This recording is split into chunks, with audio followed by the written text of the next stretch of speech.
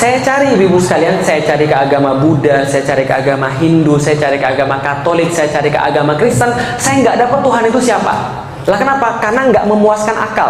Yang tadi saya cerita, saya keluar dari agama Katolik karena nggak muasin akal. Hindu sama, Buddha sama, Katolik sama, Kristen sama. Yang saya belum cari cuma Islam. Setelah saya masuk kuliah, teman saya nanya, "Lik, kamu masih mau nyari Tuhan itu siapa? Agama yang benar apa?" Saya bilang, "Iya, ikut sama saya." Ketemu sama ustadz saya. Ini orang ustadz saya beda, orangnya masih muda tapi omongannya penuh hikmah. Namanya Ustadz Fatih Karim. Ayat yang pertama kali dibacakan kepada saya adalah Dzalikal kitabu la raiba fi hudal lil muttaqin. Surat ayat kedua. Surat pertama apa? Al-Fatihah. Al-Fatihah berarti seperti cover buku. Lalu kemudian surat kedua Al-Baqarah, kata pengantar. Ayat pertama Al-Baqarah, alif. Ayat kedua, dzalikal kitabu la raiba fi hudal lil muttaqin. Berarti kata pengantarnya begitu. Pas baca kata pengantar, baru-baru saya bilang apa? Sombong betul kitab ini. Nah kenapa? Baru di awal-awal sudah mengatakan bahwa dia tidak ada kesalahan, sempurna. Emang yang buat siapa? Lalu kemudian saya protes, "Kang, kalau begitu ini kitab salah." Lah kenapa? Belum apa-apa dia bilang bahwa kitab ini sempurna, tidak ada keraguan di dalamnya. Sedangkan menurut saya manusia nggak mungkin sempurna. Karena manusia nggak sempurna, maka buatan manusia juga nggak sempurna. Karena pikir saya yang buat Al-Quran adalah manusia, padahal bukan. Wajar nggak saya mikir begitu? Ya, karena yang buat Weda siapa? Manusia. Tripitaka? Manusia. Yang buat Alkitab? Manusia. Wajar nggak saya mikir begitu? Wajar. Tapi ustadznya bilang enggak, ini nggak sama kayak yang lain. Ini yang buat bukan manusia, langsung dari Tuhan pencipta semesta alam.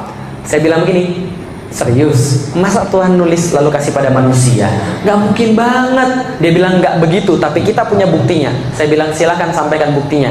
Disampaikan kepada saya dari surat yang sama, ayat yang berbeda. Surat Al-Baqarah 23. Wa in kuntum fi raibim mimma nazzalna ala abdina fa'tu bi suratin mithlih. Dan bila kalian tetap dalam keraguan dengan apa yang kami turunkan terhadap hamba kami Muhammad, maka datangkanlah satu surat yang semacam dengan Al-Quran itu. Ketika baca ayat itu, kepala saya kayak digebukin ibu sekalian. Bukan digebukin begini, bukan. Maksudnya gini, argumen saya hancur. Jadi landasan mikir saya hancur. Lah kenapa hancur? Karena ditantang langsung dari dasarnya. Al-Quran katakan, wad'u syuhada'akum min dunillah in kuntum shodiqin. Kalau anda nggak berani sendirian, maju semuanya sekalian. Coba ditantangin seluruh manusia. Seluruh manusia ditantangin Al-Quran, suruh buat satu surat yang semacam dengan Al-Quran, walaupun yang paling pendek. Sampai sekarang bisa atau enggak? Ketika saya baca itu, saya kaget loh. Saya bilang sama ustadznya, ini benar nggak ada yang bisa mendatangkan yang semacamnya? Ustadznya bilang, silakan cari aja. Saya mikir begini, ini surat turun 1400 tahun yang lalu. Kalau ada orang yang bisa, tentu dari dulu sudah dilakukan. Ternyata setelah saya cari, betul nggak ada. Akhirnya apa yang saya pikir? Ini segel ini.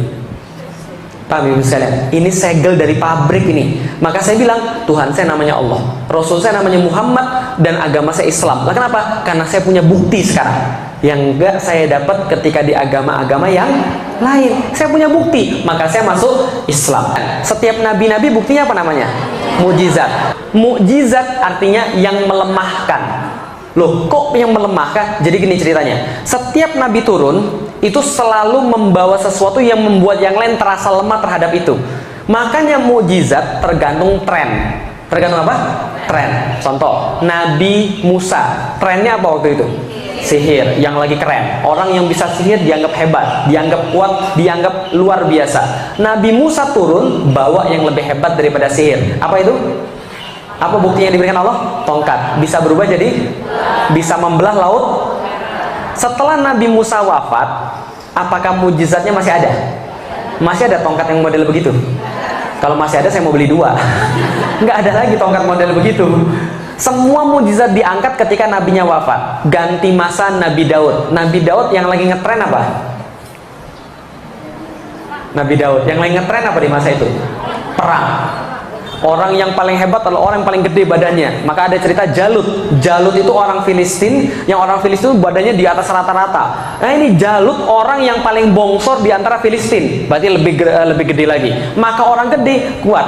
Maka diturunkan Nabi Daud dengan mujizat bisa melembutkan besi. Dia pakai baju zirah, dia pakai baju besi, menang jadi raja. Gitu kan ya? Nabi Sulaiman anaknya Nabi Daud lagi ngetren apa? Buat gedung-gedung megah, kendaraan-kendaraan super cepat, dan sihir-sihir yang mematikan. Maka Allah kasih dia orang naik kendaraan biasa unta, dia kendaraannya apa? Angin. Orang buat megah, bangunan-bangunan megah, dia buat bangunan rumahnya itu pintunya aja 9 pilar. Pintunya doang. Tehelnya kaca semua. Gitu kan ya? Itu Nabi Sulaiman. Ganti masa lagi, Nabi Isa. Nabi Isa yang lagi ngetren apa? Trennya ganti. Apa yang lagi ngetren? Medis, kesehatan. Orang lepra, buta, kusta sekali sentuh selesai. Orang mati hidup, gitu kan ya, atas izin Allah. Tapi setiap nabi wafat, nabinya diangkat, mujizatnya diangkat. Betul?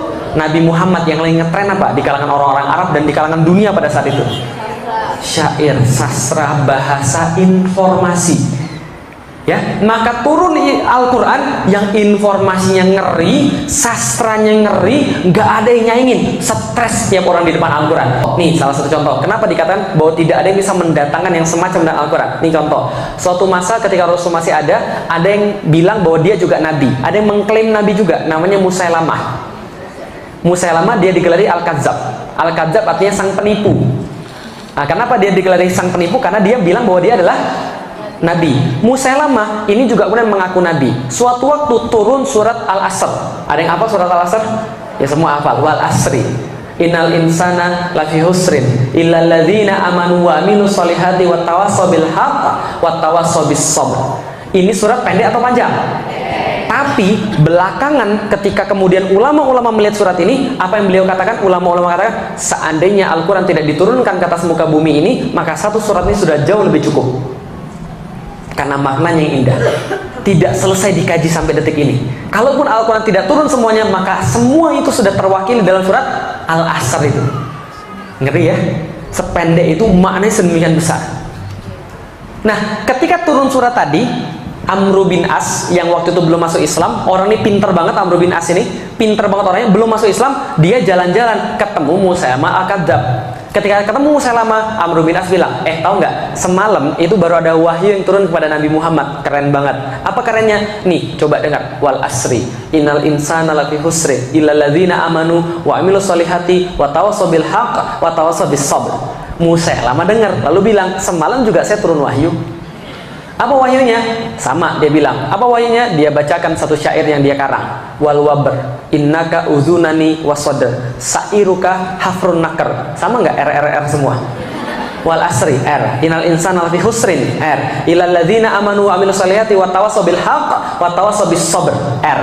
Rimanya pas, temponya pas, belakangnya R semua, maknanya nggak selesai dikaji sampai sekarang.